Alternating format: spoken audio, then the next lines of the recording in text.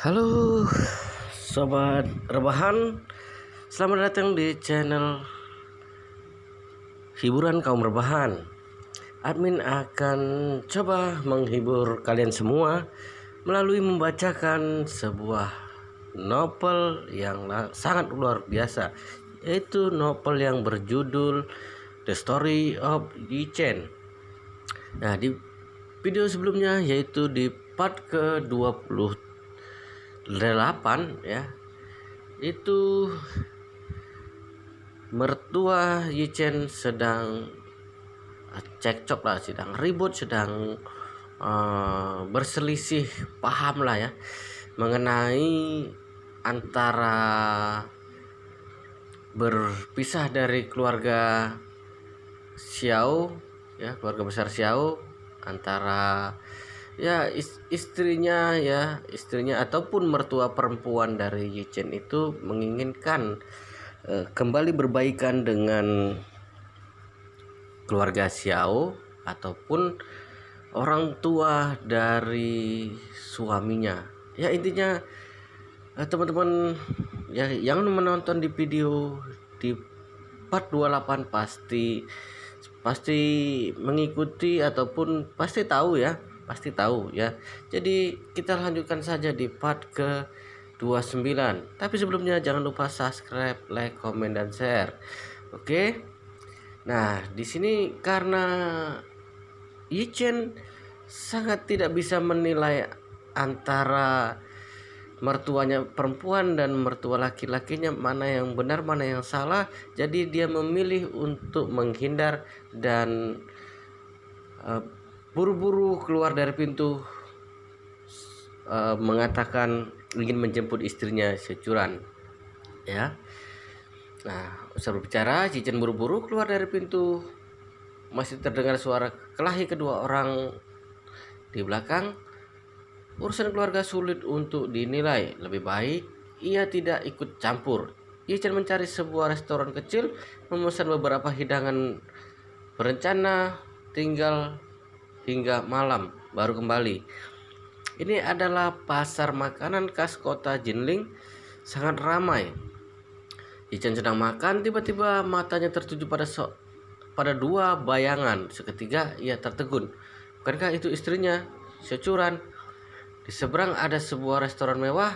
Di balik jendela kaca lantai 2, Yi Chen melihat Curan sedang duduk di dekat jendela. Di seberangnya terduduk seorang pria parubaya yang mengenakan jas, sepatu kulit, dan juga kacamata. Securan mengambil dokumennya, tidak berhenti menjelaskannya kepada pria itu. Sepertinya sedang memperkenalkan studio desainnya, sepertinya ingin meminta ia untuk menginvestasikan modal. Namun pria itu tidak serius. Tatapannya tertuju pada lehernya, kerah bajunya, dan juga dadanya. Bahkan menggunakan kesempatan mengambil dokumen untuk memegang tangan Securan. Untung saja Securan sangat gesit seketika langsung menjauh. Yi Chen sangat marah melihat ini. Sialan, berani sekali menyentuh istriku. Pelayan baru saja mengantarkan semangkuk mie pangsit. Baru sempat meletakkannya, Yi Chen langsung berdiri, mengeluarkan selembar kertas berwarna merah, menepuknya ke atas meja. Tidak perlu kembalian. Ruang VIP lantai 2 restoran Yulai. Securan menelan rasa jijik dalam hatinya, memaksakan diri untuk tersenyum, berkata pada pria di depannya, "Presiden Mei, aku sudah mencantumkan rencana usaha kedepannya di dalam dokumen. Kelak pasti akan ada perkembangan. Jika kamu bersedia bekerja sama denganku, aku pasti akan memberikan perencanaan proyek terbaik padamu." "Nona Xiao, aku mengetahui kemampuanmu." Pria parubaya itu mengekspresikan raut wajah yang sulit. "Namun perusahaan kami sedang menginvestasikan beberapa proyek dalam waktu bersamaan, sehingga pendanaan kami sangat ketat." Securan sedikit kecewa. Dirinya sudah menghabiskan banyak waktu menjelaskan kepadanya, namun dia masih begitu labil. Melihat tatapan Securan, pria parubaya itu sengaja mengusap tangannya, berkata, "Juga bukan tidak ada cara. Aku akan menjelaskannya kepada manajemen senior perusahaan. Sejujurnya, aku sangat yakin dengan perusahaanmu. Bagaimana jika kita diskusikan lagi pada malam ini jam 8? Presiden Mei, ini tampaknya tidak begitu baik. Securan merasa ragu.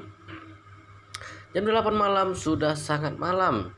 Jika terus didiskusikan seperti akan sampai tengah malam. Dirinya sudah menikah, jika disebarluaskan akan tidak baik. Pria parubaya itu tersenyum dan berkata, belum terlambat, investasi bukanlah masalah kecil. Jika kita tidak mendalaminya lebih jauh, bagaimana caranya untuk mempercayai satu sama lain. Malam ini aku mentraktirmu makan malam. Setelah itu baru kita diskusikan. Shenzhou, mari berjabat tangan demi kerjasama kita di masa depan. Usai berbicara, pria paruh baya itu mengulurkan tangannya mengarah ke arah tangan kecil Xiao Churan. Terlintas sinar yang jahat di tatapannya. Pria paruh baya ini bernama Mei Ping. Sejak awal aku mendambakan Xiao Churan, wanita tercantik nomor 1 di Jinling. Karena kurangnya kesempatan sehingga belum ada kesempatan baginya untuk memainkan wanita cantik ini. Saat ini Xiao Churan datang sendiri mencarinya, mengatakan bahwa dirinya sudah memutuskan hubungan dengan keluarga Xiao, ingin memintanya untuk berinvestasi di studio desain barunya. Ini membuat hatinya sangat senang, berencana ingin menghabiskan Xiao Churan dan memainkannya. Xiao Churan tidak ingin berjabat tangan dengan Mei Ping, namun melihat dia sudah berinisiatif untuk mengulurkan tangan, ia merasa jika dirinya menolak akan terlihat tidak tulus. Jadi dia menahan diri dan mengulurkan tangannya. Ketika Mei Ping merasa senang ingin berjabat tangan kecilnya Xiao Churan, tiba-tiba sebuah tangan besar menghalangi, dia langsung berjabat dengannya. Mei Ping tertegun sejenak, menaikkan kepalanya dengan marah, meneriaki orang itu. Siapa kamu? Apa yang kamu lakukan? Xiao Churan menaikkan kepalanya, dia juga tertegun sejenak. Yichen, sejak kapan kamu datang? Usai berbicara, ia langsung menjelaskan kepada Mei Ping, dia adalah suamiku. Mendengar kata suami, raut wajah Mei Ping langsung memuram. Aku baru saja tiba. Yichen berpura-pura tidak melihatnya, tersenyum pada Xiao Churan, berkata pada Mei Ping, namamu Mei Ping, bos perusahaan Qian Cheng? Raut wajah Mei Ping tampak marah, berkata, iya, aku. Kenapa? Tidak apa-apa. Tidak ada apa-apa. Kepribadianmu memang buruk. Yichen menganggukkan kepala, sengaja memperpanjang nadanya. Mei Ping merasa marah, menarik kembali tangannya. Namun tangan Yichen seperti besi, membuat tangannya tidak dapat bergerak. Sih. Mei Ping mengeluarkan suara kesakitan. Tangannya semakin lama semakin sakit, tulang-tulangnya seperti hampir patah. Kamu cepat lepaskan tanganmu. Tanganku sudah hampir dipatahkan olehmu. Xiao Churan tahu tangan Yichen sangat besar, langsung berkata, Yichen, lepaskan dulu tanganmu. Yichen baru melepaskan tangannya, menahan senyumnya menatap Mei Ping. Wajah Mei Ping tampak kesakitan menatap Yichen dengan emosi. Kemudian berkata pada Xiao Churan, panggil suamimu kembali, aku tidak terbiasa diskusi bisnis di depan orang lain. Xiao Churan ragu sejenak, berkata, Yichen adalah suamiku, dia tahu bahwa aku ingin membuka perusahaan, dia bukan orang lain. Walaupun bukan orang lain, diskusi bisnis adalah hal penting. Aku tidak terbiasa membahasnya di depan pihak ketiga. Mei Ping melirik kesal ke arah Yichen, hanya ingin mengusirnya dengan cepat, berkata, lagi pula masalah kerjasama dia juga tidak mengerti. Xiao Churan menaikkan kepalanya, berkata dengan pelan, Yichen, aku diskusi bisnis di sini, kamu kembali dulu. Tidak apa, aku menunggumu. Usai berbicara, Yichen duduk di sebelah Xiao Churan. Melihat Yichen begitu menempel pada Xiao Churan, Mei Ping mengertakkan giginya dengan marah. Melihat daging yang hampir masuk ke mulutnya terbang begitu saja, ia benar sangat tidak puas. Dia mendengus, berkata, Kamu adalah menantu yang tinggal di rumah keluarga Xiao. Kamu sangat terkenal di kota Linjing. Curan begitu lelah memulai bisnis untuk mencari nafkah. Mohon kamu tidak mengganggunya bekerja. Aku dan Curan sedang berdiskusi mengenai kerjasama. Kamu hanya akan mengganggu saja di sini.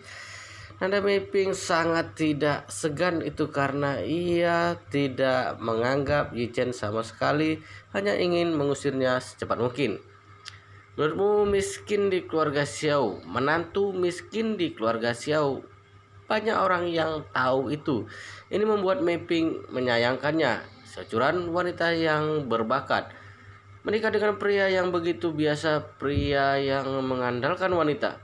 Yichen mengernyit, menatap Meiping dengan tatapan dingin. Pria ini memanggil Curan seperti sedang memanggil istrinya sendiri. Meiping menahan senyuman melihat Yichen dengan jijik berkata, "Yichen, jika kamu adalah seorang pria, jangan mengganggu Curan bekerja. Apakah kamu bisa membantunya? Kamu ada uang untuk bekerja sama? Apa kamu dapat menarik kontrak desain untuk Curan? Jika tidak, aku menyarankan kamu untuk mencari pekerjaan. Jadi tukang antar makanan juga bisa. Menjadi security juga boleh. Daripada tidak ada pekerjaan dan terus berada di rumah dan begitu curiga dengan istri."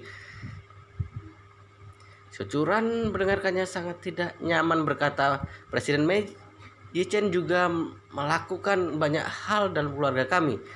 Dia juga mohon panggil nama lengkap aku. Aku tidak terbiasa dipanggil nama panggilan oleh orang luar.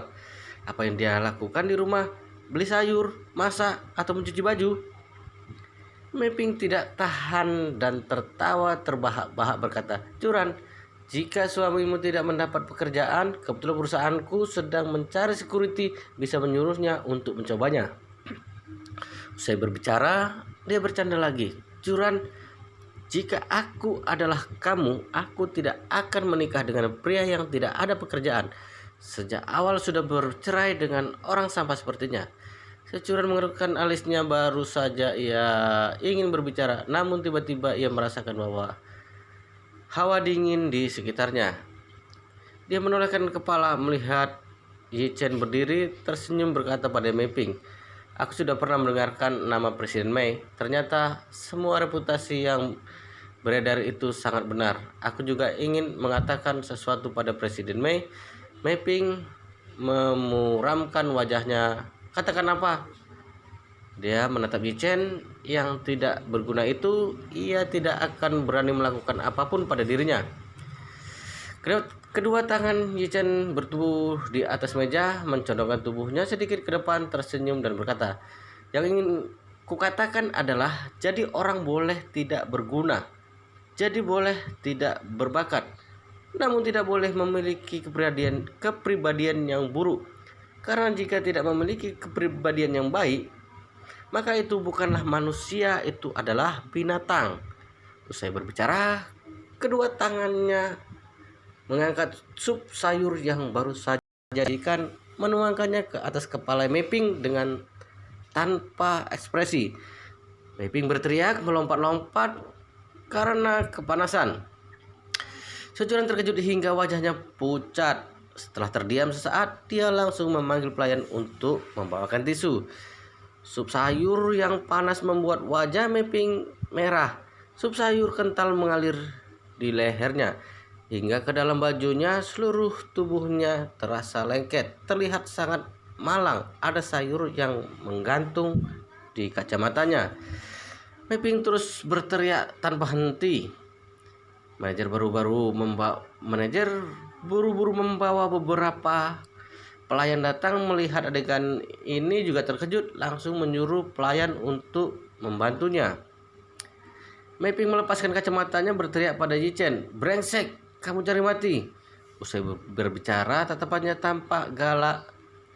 Mengulurkan tangan membujuk Yichen, langsung mengambil ponselnya dan menelpon, "Halo, Xiaowei, panggil beberapa orang ke restoran Tianxia. Panggil lebih banyak. Ada anjing miskin yang tidak tahu aturan, perlu aku beri pelajaran." Mendengar Meiping menelpon memanggil orang, Xiao Curan langsung meminta maaf pada Meiping. "Presiden Mei, Maaf, suamiku terlalu keterlaluan tadi. Tidak perlu katakan ini padaku. Dia telah menyiramku dengan sup. Aku akan membuatnya berlutut padaku hari ini. Mapping sangat emosi. Melihat Mapping sedang emosi, Seochuran bergegas mengembalikan tubuhnya dan berkata kepada Ye Chen, "Kamu keluar dulu, aku menjelaskan sebentar dengan Presiden Mei. Tidak perlu meladeninya. Pergi denganku," kata Ye Chen mengulurkan tangan ingin menarik Seochuran.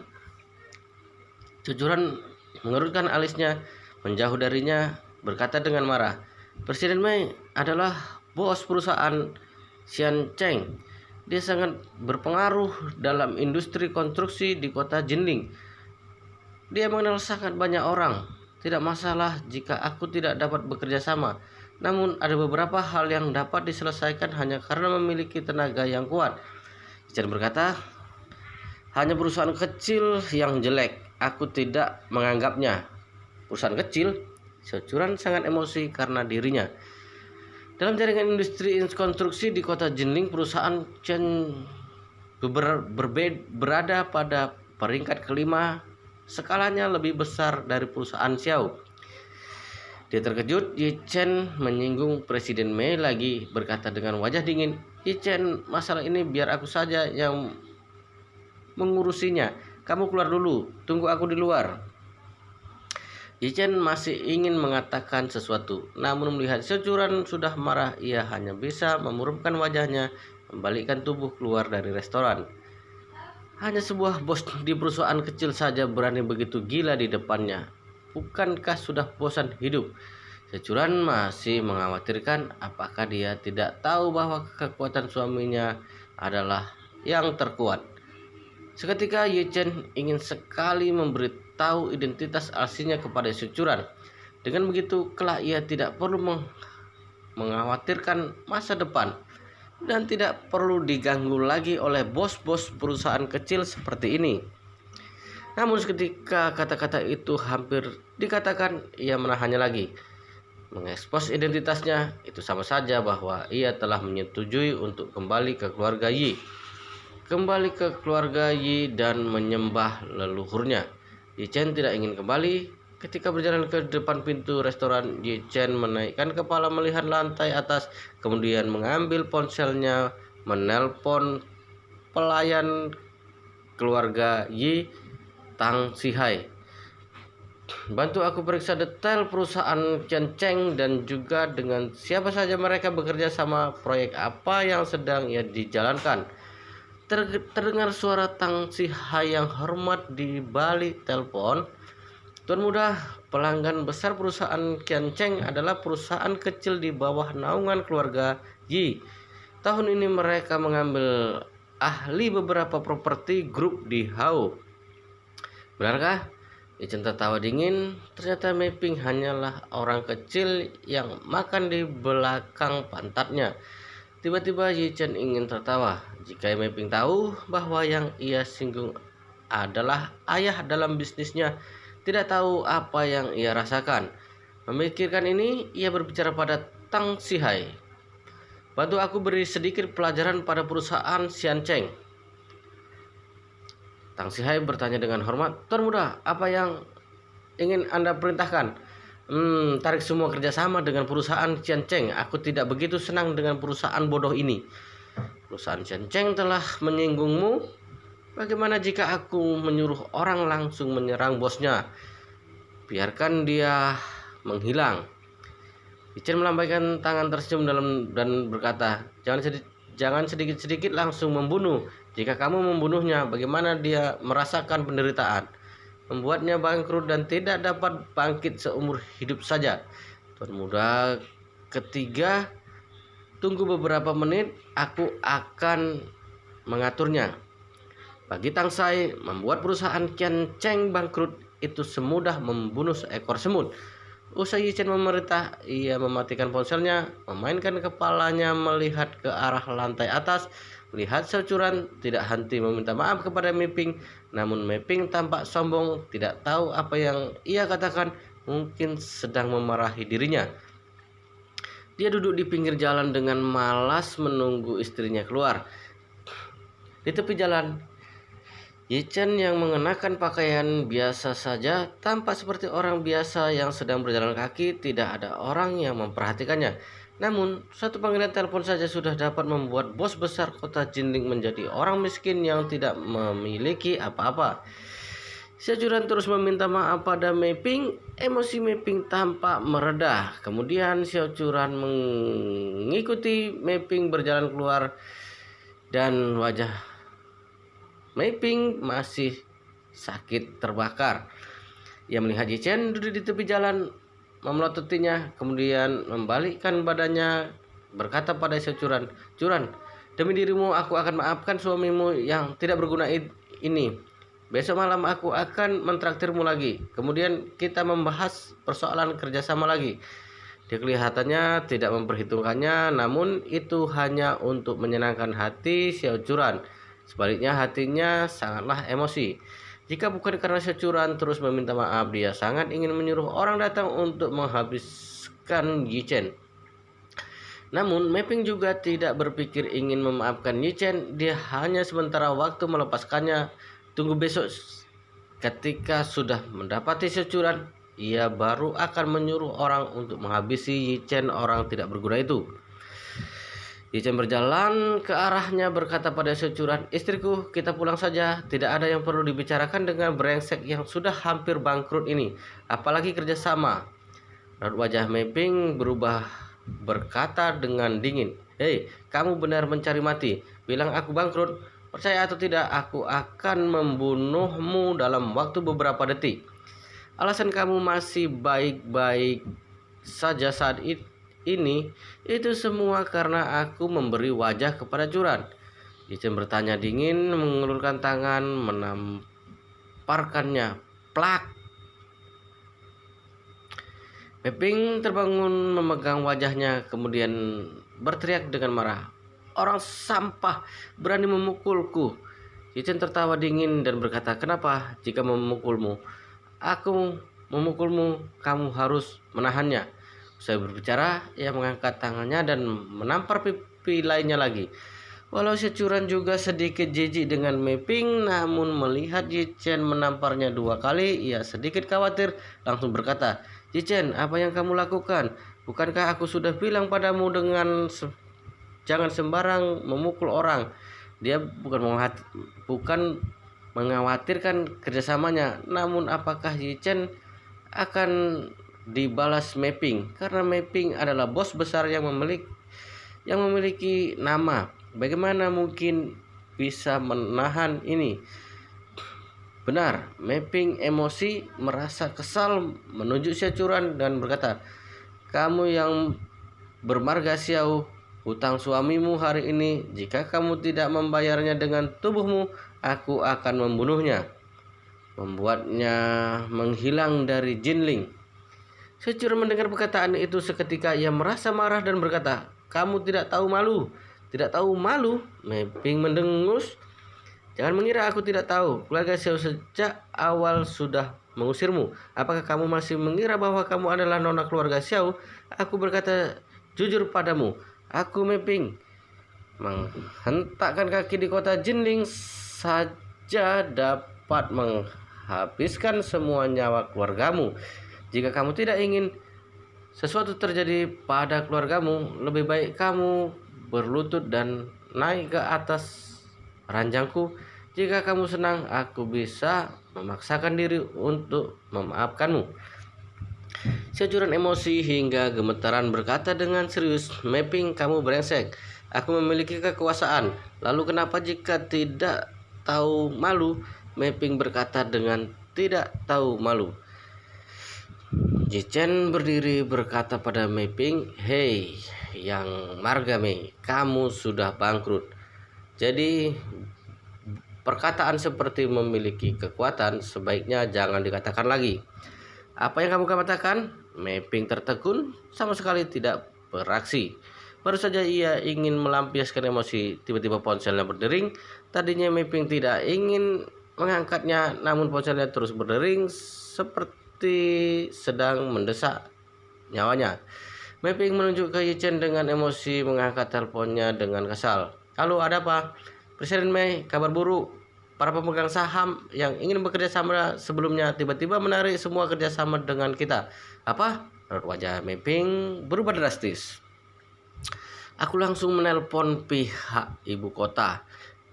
Tunggu sebentar, tidak hanya pihak ibu kota yang menghentikan kerjasama, perusahaan di Hau yang sudah bekerjasama dalam waktu jangka panjang dengan kita juga tiba-tiba menghentikan semua kerjasamanya. Selain itu juga ada Presiden Zhao, Presiden Li, dan Presiden Tang, semuanya menghentikan kerjasama. Mapping menggenggam ponselnya terkejut hingga tak dapat berkata-kata. Namun suara di balik ponsel masih diteruskan. Sementara ada 4 perusahaan yang menelpon meminta perusahaan Qian Cheng untuk membayar ganti rugi membatalkan kerjasama. Departemen Keuangan Hao Tian Tuan Zhang juga menelpon. Ingin menarik kembali 208 juta biaya konstruksi, meminta untuk ditransfer dalam waktu besok. Jika tidak akan dituntut ke pengadilan dan menyita gedung yang sedang ia bangun. Dan juga penanggung jawab Bank CGB, Bank CCB, dan Bank ICBC dan Bank ABC menelepon kita untuk menagih hutang. Kita harus menyelesaikan semua hutang besok siang. Jika tidak, aset kita akan dilelang. Mapping penuh dengan keringat, wajahnya pucat keringat membasahi pakaiannya. Apa dunia ini sudah gila? Atau dia sedang mimpi buruk? Kenapa tiba-tiba semua hal sial menghampirinya? Semuanya seperti sudah berjanjian. Apa yang terjadi? Apa yang sebenarnya sedang terjadi?